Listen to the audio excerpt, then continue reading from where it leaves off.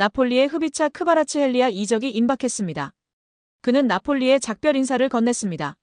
크바라츠헬리아는 17일 자신의 SNS에 올린 영상에서 내게는 정말 힘든 일이지만 이제 이별할 때가 됐다라며 나폴리를 떠나기로 결정했다고 밝혔습니다. 이어 나는 나폴리에서 경이로운 시간을 보냈고 우리는 많은 추억을 공유했으며 놀라운 감정을 많이 경험했다면서 나폴리는 내 집이었고 여러분 모두 덕분에 아주 멋지게 지냈다라고 덧붙였습니다. 또한 나폴리는 축구 도시이고 축구와 함께 살고 있다면서 이 위대한 역사의 일부가 돼 기쁘다라고도 했습니다. 2022년에 나폴리로 이적한 크바라츠헬리아는 2022년도 시즌 이탈리아 세리에 A에서 34경기에서 12골 13도움을 기록하며 나폴리가 33년 만에 리그 정상에 오르는데 큰 공을 세웠습니다. 세리에 A 올해의 선수로도 선정됐습니다. 2023년도 시즌에도 34경기에서 11골 8도움의 성적을 냈고 올 시즌에도 리그 17경기에서 5골 3도움을 기록하며 활약을 이어가는 중입니다.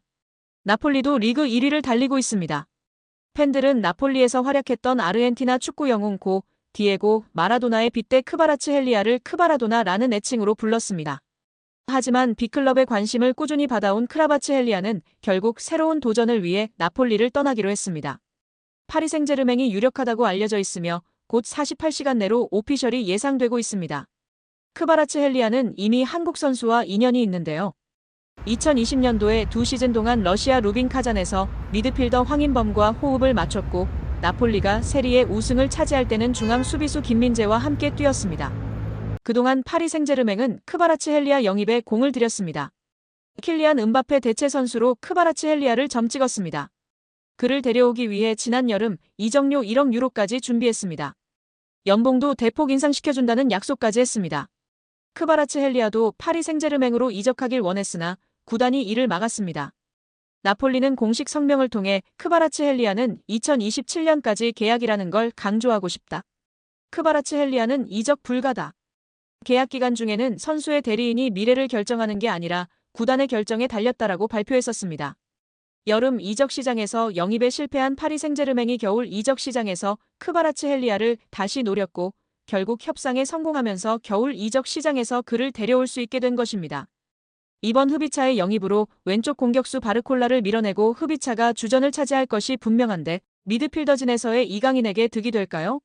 아니면 이강인 선수가 영국행 비행기를 타는데 도움이 되는 이적이 될까요? 우리 구독자 여러분들의 생각은 어떠신지 댓글로 알려주세요. 여기에 대한민국 골든보이 이강인의 잉글랜드 프리미어리그 이적에 탄력이 붙을 전망이다.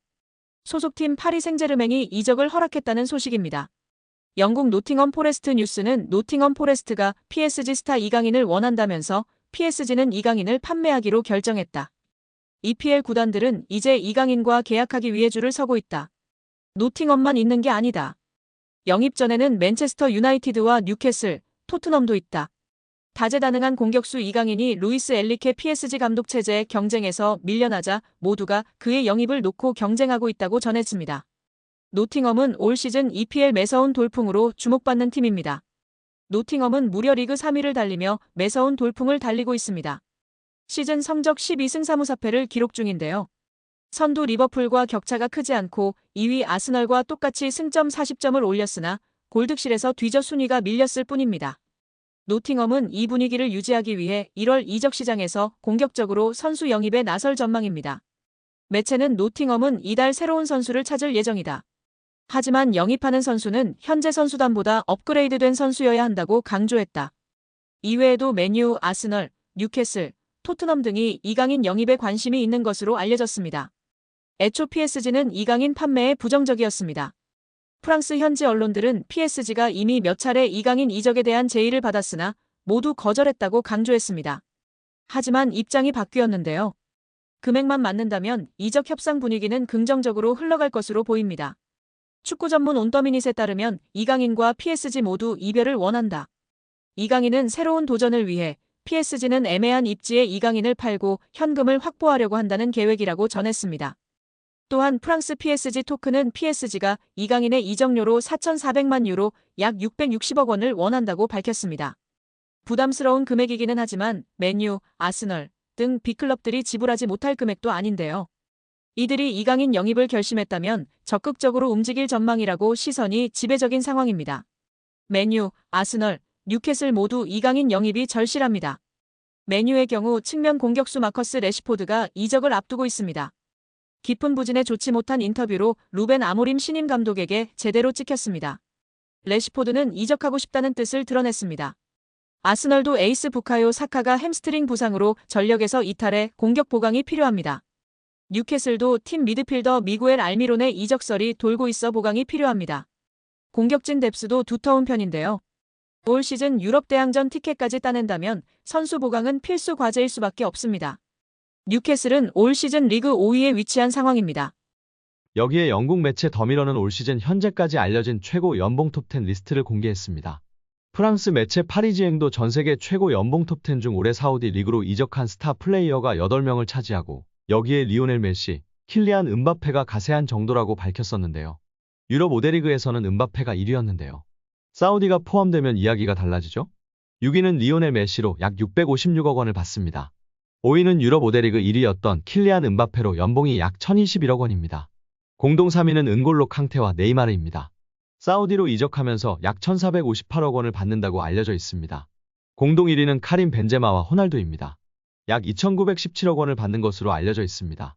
특히 호날두는 맨유에서 쫓겨난 후 유럽 빅리그에 관심이 거의 없는 상황에서 과감하게 사우디행을 결정했고 얼떨결에 올 시즌 빅스타들의 사우디 러쉬 길을 닦은 선구자가 됐습니다. 2021년을 기준으로 이강인은 주금 6,000파운드 약 889만 원에 연봉 31만 2,000파운드 약 4억 6,240만 원을 받았던 것으로 알려졌었는데요. 23년 여름 파리 생제르맹으로 이적하면서 당시에는 연봉 등 계약 조건이 공식적으로 발표되지는 않았지만 이적료는 약 2,200만 유로 약 313억 원에 달하며 그중 20%는 새로운 조항에 따라 이강인이 연봉 외 보너스 상여금로 약 50억 원을 수령한다고 전해졌었습니다. 김민재는 2028년까지 5년 계약을 체결했다고 발표했습니다. 이적의 세부 사항은 공개하지 않았지만 현지 매체에서는 김민재의 연봉을 1,200만 유로 약 170억 원으로 추정하고 있습니다. 이강인의 절친 쿠보는 레알 소시에다드에서 주급 5,452만 원을 받는 것으로 알려져 있습니다. 황희찬은 5천만 원 수준의 주급을 받다가 최근 재계약을 통해 1억 5만 원 수준으로 올랐습니다. 손흥민 선수는 현재 3억 1천만 원 정도로 알려져 있고 재계약 이야기가 나오면서 더 높아질 수 있는 상황입니다. 이강인 선수는 약 56억 원의 연봉으로 주급으로 계산하면 약 1억 800만 원으로 알려져 있습니다. 이강인과 동일한 22세 선수 중 가장 높은 연봉을 받는 선수는 맨시티의 혼란인데요. 맨시티 경기에 60%를 출전할 경우 주급으로만 6억 4천만 원을 받고 잉글랜드 프로축구 선수 협회 올해의 선수상, 올해의 팀 등 다양한 보너스 조항이 있어 실제 받는 금액은 더 크다고 알려져 있습니다. 이강인 선수보다 어린 세계적인 유망주 중 한 명인 레알의 카마빈가는 주급 2억 3천만 원 이상을 받는 것으로 알려져 있고 잉글랜드의 희망이자 최고 유망주 벨링엄도 레알에서 3억 원을 받고 있습니다. 이강인 선수와 찐케미를 보여주고 있는 음바페 선수는 유럽 5대 리그에서 가장 높은 연봉을 받는 선수인데요. 주급이 무려 19억 원으로 알려져 있습니다. 이번에 다시금 재계약을 하거나 레알 이적을 하면 더 높아지지 않을까 예측받고 있습니다. 리그앙에서 그 다음 연봉이 높은 선수는 덴벨레로 주급 5억 원을 받고 있습니다. 이후에는 리카 에르난데스, 마르퀴뇨스, 밀란 슈크리니아르 등이 있다고 전해졌습니다. 이강인은 리그앙에서 16번째로 가장 높은 연봉이라고 합니다. 그냥 연봉만 많이 주면 안 되겠죠? 구단들도 자체적으로 내규를 정해서 선수들을 관리하곤 하는데요. 얼마 전 이강인이 먹방 유튜버 쯔양 유튜브 방송에 출연해 밝힌 구단의 체지방률 벌금 1억가 관심을 모으기도 했었습니다. 당시 방송에서 친누나 이정은, 개그우먼 김민경, 유튜버 쯔양과 삼겹살 먹방을 하던 이강인은 당시 스페인 팀에서의 선수 관리법을 언급했는데요. 그는 시즌이 들어가면 한 달에 한 번씩 체지방을 잰다며 체지방 몇 이런 식으로 재서 한도를 초과하면 벌금을 낸다고 말했습니다. 벌금을 얼마나 내냐? 는 질문에 이강인은 진짜 많이 내는 곳은 한 일주일에 한 번씩 하는데 200만 원씩도 낸다. 그 말에 다른 멤버들을 깜짝 놀라게 했습니다. 이어 많이 나오는 선수들은 막 400만 원도 낸다고 설명했습니다. 옆에 있던 이강인 누나 이정은은 선수들은 많이 버니까 조금씩 내면 사실 그냥 내고 먹지 않냐고 부연했는데요. 김민경은 무슨 말인지 알 것 같다며 고개를 끄덕였습니다. 실제 축구 선수들의 평균 체지방률은 11% 이내로 엄격하게 관리되는 것으로 알려졌습니다. 잉글랜드 프리미어리그에서 활약 중인 황희찬은 MBC 나 혼자 산다에 출연해 식단 관리와 운동으로 체지방률을 8%까지 낮췄다고 밝혀 관심을 끌기도 했습니다.